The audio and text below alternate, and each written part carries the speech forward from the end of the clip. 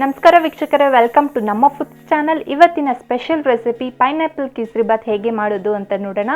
ತುಂಬ ಈಸಿ ಮತ್ತು ಸಿಂಪಲ್ ಸ್ಟೆಪ್ಸಲ್ಲಿ ನಾನು ನಿಮಗೆ ಹೇಳ್ಕೊಡ್ತಾ ಇದ್ದೀನಿ.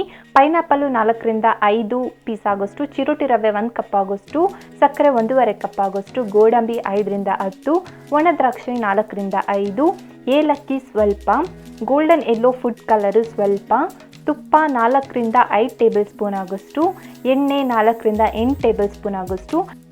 ಪೈನಾಪಲ್ನ ನುಣ್ಣಕ್ಕೆ ಪೇಸ್ಟ್ ಮಾಡ್ಕೊಳ್ಬೇಕಾಗುತ್ತೆ. ನೋಡಿ, ಈ ಥರ ಹಾಕ್ಕೊಬೇಕಾದ್ರೆ ಕಟ್ ಮಾಡಿ ಹಾಕ್ಕೊಳ್ಳಿ, ಹಾಗೆ ಹಾಕೊಳಕ್ಕೆ ಹೋಗಬೇಡಿ, ನುಣ್ಣಕ್ಕೆ ರುಬ್ಬೋದಿಲ್ಲ. ಅದಕ್ಕೋಸ್ಕರ ಬಾಣಲಿಗೆ 2 ಟೇಬಲ್ ಸ್ಪೂನ್ ಆಗೋಷ್ಟು ತುಪ್ಪ ಹಾಕ್ಕೊಂಡು ಇದಕ್ಕೆ ಗೋಡಂಬಿ ಹಾಕ್ಕೊತಾ ಇದ್ದೀನಿ.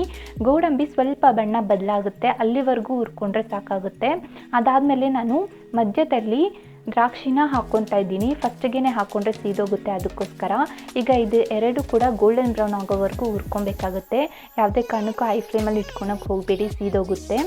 ಈಗ ನಾನು ಒಂದು ಪ್ಲೇಟ್ಗೆ ಎತ್ತಿಟ್ಕೊತಾ ಇದ್ದೀನಿ. ಗೋಲ್ಡನ್ ಬ್ರೌನ್ ಚೆನ್ನಾಗಿ ಆಗಿದೆ, ಅದಕ್ಕೋಸ್ಕರ ಈಗ ನಾನು ಅದೇ ಬಾಣಲಿಗೆ ಚಿರೋಟಿ ರವೆ ಹಾಕಿ ಇದನ್ನು 1ರಿಂದ 2 ನಿಮಿಷ ಕಾಲ ಫ್ರೈ ಮಾಡ್ಕೊತೀನಿ. ಹಸಿ ವಾಸನೆ ಹೋಗಬೇಕು, ಅದಕ್ಕಾಗಿ ನಿಮಗೆ ಗೊತ್ತಾಗುತ್ತೆ, ಸ್ವಲ್ಪ ಲೈಟಾಗೆ ಕಲರ್ ಚೇಂಜ್ ಆಗುತ್ತೆ, ಅಲ್ಲಿವರೆಗೂ ಹುರ್ಕೊಂಡ್ರೆ ಸಾಕಾಗುತ್ತೆ. ಈಗ ನಾನು ಇದನ್ನು ಅಷ್ಟೇ ಒಂದು ಪ್ಲೇಟ್ಗೆ ಎತ್ತಿಟ್ಕೊತಾ ಇದ್ದೀನಿ ಸಪ್ರೇಟಾಗೆ. ಈಗ ನಾನು ಅದೇ ಬಾಣಲಿಗೆ 4ರಿಂದ 5 ಟೇಬಲ್ ಸ್ಪೂನ್ ಆಗೋಷ್ಟು ಎಣ್ಣೆ, ಹಾಗೆ 2 ಟೇಬಲ್ ಸ್ಪೂನ್ ಆಗೋಷ್ಟು ತುಪ್ಪ ಹಾಕ್ಕೊಂಡಿದ್ದೀನಿ. ನಾವು ಆವಾಗಲೇ ಪೈನಾಪಲ್ ಪೇಸ್ಟ್ ಮಾಡಿಟ್ಕೊಂಡಿರೋದನ್ನು ಈಗ ಹಾಕ್ಕೊಂಡು ಇದನ್ನು 1ರಿಂದ 2 ನಿಮಿಷ ಕಾಲ ನಾನು ಇದನ್ನು ಫ್ರೈ ಮಾಡ್ಕೊತಾ ಇದ್ದೀನಿ. ನೀವು ಜಾಸ್ತಿ ಕ್ವಾಂಟಿಟಿ ತೊಗೊಂಡ್ರೆ ಒಂದು 3 ನಿಮಿಷ ಕಾಲ ಫ್ರೈ ಮಾಡ್ಕೊಬೇಕಾಗುತ್ತೆ. ನೋಡಿ, ಈ ಥರ ಆಯಿಲ್ ಸಪ್ರೇಟ್ ಆಗಿದೆ, ಅಲ್ಲಿವರೆಗೂ ನೀವು ಫ್ರೈ ಮಾಡ್ಕೊತಾ ಇರಬೇಕಾಗುತ್ತೆ. ಸೊ ಹುಳಿ ಅಂಶ ಇದ್ದರೆ ಹೋಗುತ್ತೆ, ಅದಕ್ಕಾಗಿ ಈಗ ನಾನು ಇದಕ್ಕೆ ಬಿಸಿ ನೀರು ಹಾಕ್ಕೊತಾ ಇದ್ದೀನಿ, 2 ಗ್ಲಾಸ್ ಆಗೋಷ್ಟು. ಈ ಪ್ರಾಸೆಸ್ ಮಾಡಬೇಕಾದ್ರೆ ಬಿಸಿ ನೀರು ಅವಶ್ಯಕತೆ ಏನಿಲ್ಲ, ನೀವು ಹಾಗೇ ಡೈರೆಕ್ಟಾಗಿ ನೀರು ಹಾಕ್ಕೊಂಡು ಕುದಿಸ್ಕೊಬೋದು, ತೊಂದರೆ ಇಲ್ಲ. ಬಿಸಿ ನೀರು ಹಾಕ್ಕೊಂಡ್ರೆ ಬೇಗ ಆಗುತ್ತೆ, ಅದಕ್ಕೋಸ್ಕರ ಏಲಕ್ಕಿ ಹಾಗೂ ಫುಡ್ ಕಲರ್ ಹಾಕಿ ಇದನ್ನು ಒಂದು ಸಲ ಮಿಕ್ಸ್ ಮಾಡಿಕೊಟ್ಟು ಚೆನ್ನಾಗಿ ಕುದಿಯೋಕ್ಕೆ ಬಿಡ್ತಾಯಿದ್ದೀನಿ. ಈಗ ಚೆನ್ನಾಗಿ ಕುದ್ದ ಆಮೇಲೆ ನಾನು ಚಿರೋಟಿ ರವೆ ಹಾಕ್ಕೊತಾ ಇದ್ದೀನಿ. ಕುದಿಯೋ ಮುಂಚೆ ಯಾವುದೇ ಕಾರಣಕ್ಕೂ ರವೆ ಹಾಕ್ಕೊಳಕ್ಕೆ ಹೋಗಬೇಡಿ, ಬೇಯೋದಿಲ್ಲ. ಅದಕ್ಕಾಗಿ ಚಿರೋಟಿ ರವೆ ಹಾಕ್ಕೊಟ್ಟಿದ ತಕ್ಷಣ ಈ ಥರ ಕಲಿಸ್ಕೊತಾನೆ ಇರಬೇಕು, ಇಲ್ಲಾಂದರೆ ಗಂಟು ಕಟ್ಟಿಬಿಡುತ್ತೆ. ಅದಕ್ಕಾಗಿ ನೀವು ನೋಡ್ತಾ ಇರ್ಬೋದು ಎಷ್ಟು ಸ್ಮೂತಾಗಿ ಆಗಿದೆ ಅಂತ. ಈಗ ನಾನು ಇದಕ್ಕೆ ಸಕ್ಕರೆ ಹಾಕ್ಕೊತಾ ಇದ್ದೀನಿ.